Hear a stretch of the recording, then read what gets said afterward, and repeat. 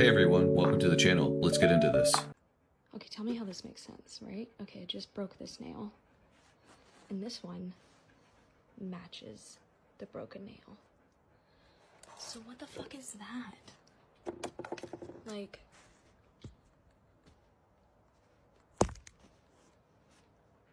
what? Wow, that's really crazy.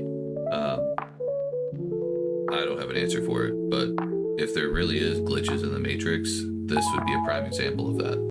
I've just moved, and here's the question. You know, when you move, sometimes you pack something in a box and then you go to unpack that box, and even though you distinctly remember like wrapping it up and putting it in that box, it's just not there, and then you like never find it. It just vanished in the move. I'm having the opposite problem, and I feel like I'm losing my mind. I lived in Florida. I had this mug from Steven Universe. I got it in a merchandise grab bag. I've never seen one exactly like this for sale on its own. This is the only one I had. But then when we moved from Florida to Tennessee and I unpacked two of them. I have two of them. I don't know where this one came from. I was so confused by this. I even texted my sister like, hey, did you have a mug and I stole yours? And she's like, I don't know where that came from.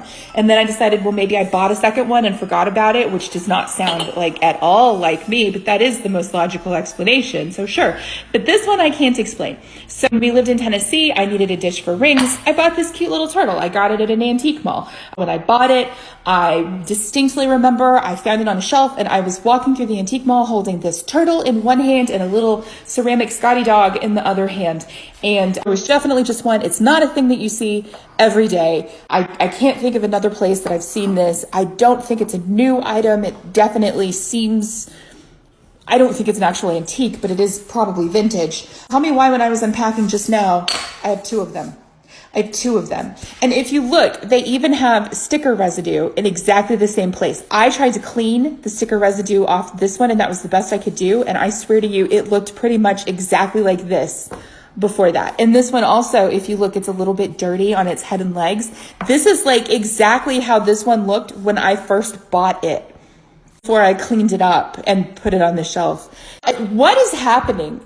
Am I the receiving universe? Is there like a parallel universe version of me who's unpacking boxes right now and going, I wonder what happened to my Steven Universe mug and my turtle dish? What is happening? Why are things duplicating in boxes for me? What? Yeah, that's wild. Most of the comments are saying stuff like, can you do that for my universe? Can you do that for my bank account? Okay, I need somebody to tell me if this is a new Mandela effect or if it's been possibly altered, or like if it was, why. Okay, so my husband put on the movie Cars for our son, right? And the very opening scene, like the original first movie of Cars, the very opening scene, they start with the song, you know, and they're like, American made apple pie Chevrolet. Yeah, okay. So it's always said apple pie. It has always said apple pie. I know it has always said apple pie. And the reason I know is because when I was a nanny back like 10 years ago, the little boy I nannied was obsessed with the movie Cars. So we watched it 10 quadrillion times. I knew every word of that movie. I knew every single line. But it's not apple pie now. It's not apple pie at all. Do you know what it is? Do you know what Disney is saying that it is in the children's movie Cars? Bud Light. Bud Light Chevrolet. It was never Bud Light. It was apple pie. So I need someone to tell me, is this Mandela effect or did they change it? And if they did change it, why would you change it to the Bud Light for a children's movie? Like you'd think you would change it from Bud Light to apple pie for the children's movie, but it says Bud Light. It didn't say Bud Light before. I know it didn't say Bud Light before. I know it didn't. I'm not crazy. I know it said apple. I'm not talking about other versions or other renditions of the song or anything like that. I'm talking about the original Cars #1, where they have the opening scene and they come out and Lightning McQueen's like revving up and they're like apple pie Chevrolet. It was not Bud Light. It was not. Did they change it? And if they changed it, why would they change it? Why? If they did change it, I can answer that question. Disney adults. Enough said. On May 5th, 2025, CERN reinstated their Large Hadron Collider experiments, which means it's Mandela season. How many of these things do you remember? Mr. Rogers never said it's a beautiful day in the neighborhood. There is no movie line that says, Luke, I am your father. Tinkerbell never dotted the I on the word Disney. Taco Bell never had medium spiced salsa packets. Ed McMahon never delivered Publishers Clearinghouse checks to your door. Kit Kat never had a hyphen. Shaq never made a movie called Shazam. And you never read the Berenstein Bears. It's the Berenstain Bears. Stouffer's never made stovetop chicken. And the Fruit of the Loom logo never had a cornucopia. So what's going on? They call it the Mandela effect because a lot of people remember Nelson Mandela dying in prison when in this timeline he actually died in 2013. I don't know about you guys, but I'm from a timeline where Taco Bell had medium salsa packets, Kit Kat had a hyphen. I do specifically remember Ed McMahon and those Publishers Clearinghouse checks. Again, I'm also from a timeline where we didn't have tic-tac-toe grids in the sky. So what do you guys think this is? Is this just one big psyop to see how much we can trick the people and make people think they're crazy? Did CERN shift the timelines? Which Mandela effect shocks you the most? So I'm one of those people that believe that the Fruit of the Loom had a cornucopia.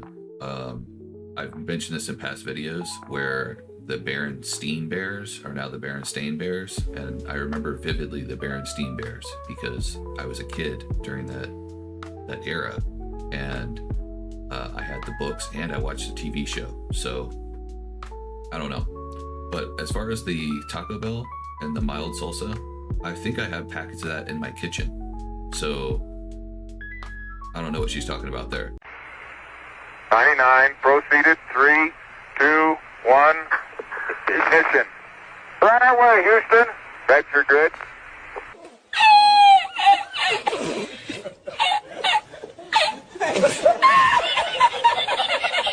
So if that is Apollo leaving the moon, why didn't they bring the camera guy with them? Why don't we see any land when we're looking down at the ocean from the space station? Why? Because you're over top of ocean. Okay, well, don't you think they could be fooling us with this picture? Okay, I give you this. Wait, watch the picture. I know that. Watch the picture. I know Watch that the they've picture. airbrushed some stuff. It's not up. airbrushed. This is us in our front yard on a solar panel, and we tricked you, showing you how easy. We have zero budget. They have $65 million a day, and I tricked you. What about this? NASA said. So they have a $65 million a day budget. That's billions of dollars at the end of the year. And we still haven't been back to the moon. They supposedly lost all of the technology that they used to get to the moon in 1969. Eugene Reuben Akers. I don't want any money for what I'm doing because hopefully this video won't come out until after my death. So I have nothing to gain, nothing to profit by telling you what I'm going to tell you. In 1968, my father was stationed at Cannon Air Force Base in New Mexico. We lived in Clovis, New Mexico. He was in the military police for over 20 years, and on his deathbed in 2002, we made a recording of what happened. Project Slam Dunk was the name of this. President Johnson in 1968, okay? In Cannon Air Force Base in 1968, he said by the time he got there, that there was already 2 large hangars that were connected.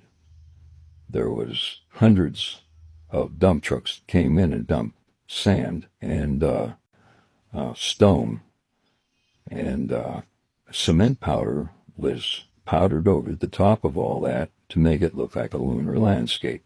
They had men that fashioned it into a lunar landscape, he said. Okay, I've never known my dad to lie, so this all took me by surprise. What's that all about? So anyway, he said that in front of the airplane hangars was pole framing with large canvas tents that was concealing the inside of the staging area. The inside of the staging area on flatbed trucks was paraded the lunar lander that was reassembled back inside the hangars. All of the walls were painted flat black, and the ceilings as well.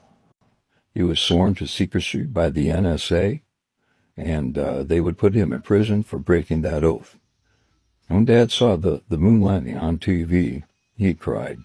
He said he knew that what he had witnessed on TV was exactly what they recorded in that hangar. Really, the only thing I have to say about that is that dude's voice sounds like the AI voice.